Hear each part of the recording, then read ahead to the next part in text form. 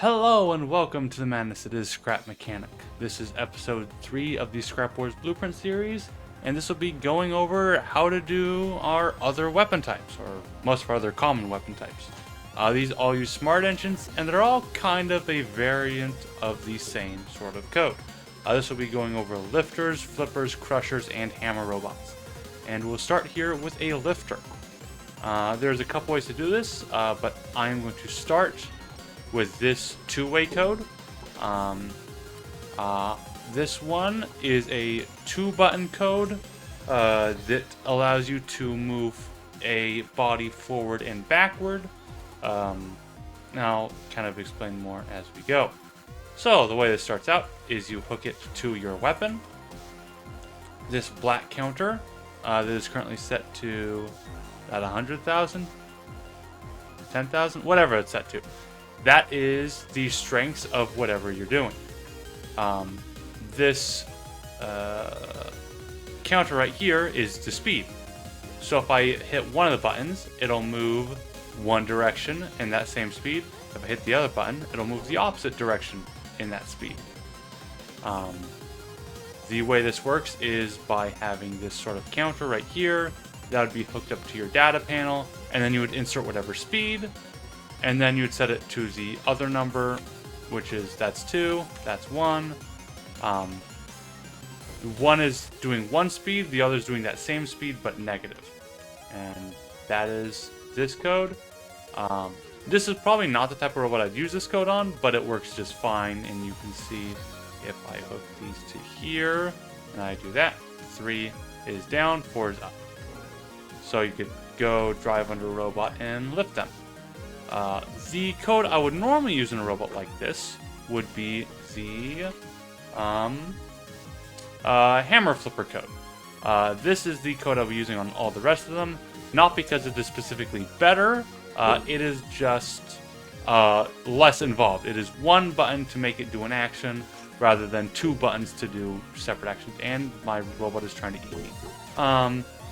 So, first things first is you take the smart engine and you hook it to your thing.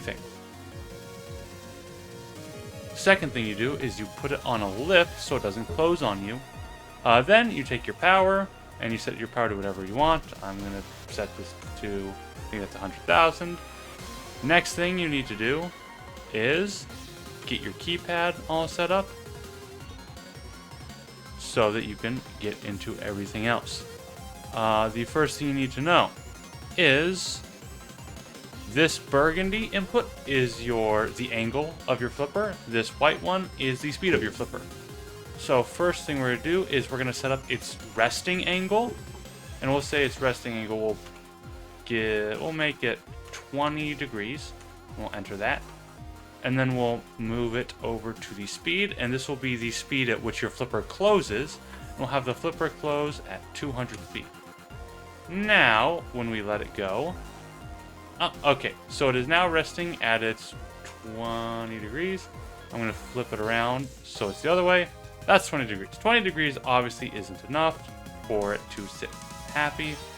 So we're going to go back and let's try 60 degrees. 70 degrees. There, that's nice. So we have that set at 70 degrees. Now, what we got to do is we're going to hook our seat up to that switch. This switch changes it from bank 0 to bank 1. And now we set the parameters for bank 1, which is when it is open. We'll put it to negative 20 degrees. And that'll be the distance. And then we'll set the speed to 600. And now it flips. So now, that is our flipper code. It closes slower than it opens, and it opens to whatever degree it needs to open to. If you aren't getting powerful flips, you may need to either turn your speed up or turn your power up. If your robot is glitching into robots when it's trying to flip them, you need to turn your power down or your speed down. But that's how that works. And then we have crushers. Crushers function the same way as flippers and hammers, but they need to move much slower. So basically emulating hydraulic pistons, so that they're based off of real life crushers, which to be able to crush as hard as they do, they need to move much slower. We'll be using the same code as we did in the flipper, but real quick, moving into crushers, they do damage via the crusher splody. The crusher splody, if it grabs down and is able to stay in the same location for a long enough time, they will do damage. The crusher splodies, the crushers can have the end of the crusher indestructible, so that the crusher does not do damage to the body that is attached to. But so these, really good, really strong, but the drawback is they have to move very slow, and that speed is up to the determination of the judges, or admins, or whatever. And the way this works is, like everything else, you hook the smart engine up to the pivot point, and then I will do the keypad. I will set the resting speed at 50, and then the resting, the resting position, we'll set that at like 20. Okay, so it's a little bit lower down. Then change it to bank 1, set the position to 60, and the speed to 50, and then that's a little bit too fast. Say resting speed 25. Well, so that's position 1 at 25, position 2 at, that's, yeah, speed at 25. That should be, oh yeah, that's a little bit more realistic. Still might be a little bit too fast, but you get the idea. It goes and it grabs and it does damage. Lastly, we'll be moving on to hammers. Hammers function identically to crushers, except their thing moves a lot faster, and they do not do as much damage, or they do not do damage as consistently. So we have a hammer splody, which, like the crusher, can be attached to an indestructible piece. Actually, the entire hammer head can be indestructible, but the arm it's attached to cannot be. This is so, once again, it does not do damage to itself, but it is still vulnerable at the neck. And as per usual, we'll stick down our keypad input there. The resting position will be, we'll call that, oh, I'll need to attach that to there. Resting input, resting position, but -5. The return speed will be, call that 70. Yeah, we can see, so that just moved up. That was not a good position. We'll just try -10. Okay, that's a bit too far. That lifts the wheels off the ground. So call it -8. That should be good. And then flip it to bank 1.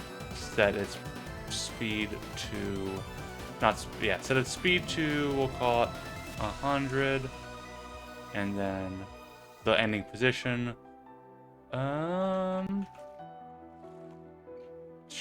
what would that be? Like 120?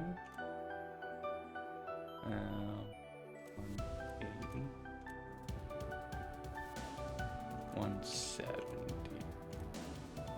Okay. And then that speed is a little bit too slow, so we'll change that to a return speed of 100. And then a going speed of, did I already do 500? I think I did 500. About 1,000. Whoa, okay, that is too fast. Much too fast. Maybe 500 would have been fine. Or, I'll say, let's go return speed of 500. Oh, bye. And then a dagnabbit. Fine, I'll do it on a lift. It'd be boring.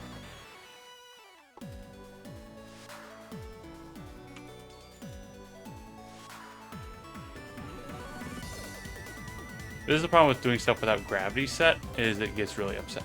But yeah, there we go. That's how a hammer would work. But again, they basically all work the same. You could do one of the two-way codes on any one of these, and it would still work functionally fine. I personally like the code I used the 3 times, obviously, because I only need to hit one button and it does the full stroke of its arc, path, whatever. I don't know. I can't do terminology. This is what I'm doing in Scrap Mechanic, not real life. Anyway, I hope that you can understand my ramblings. I hope to see you in the midst of madness again.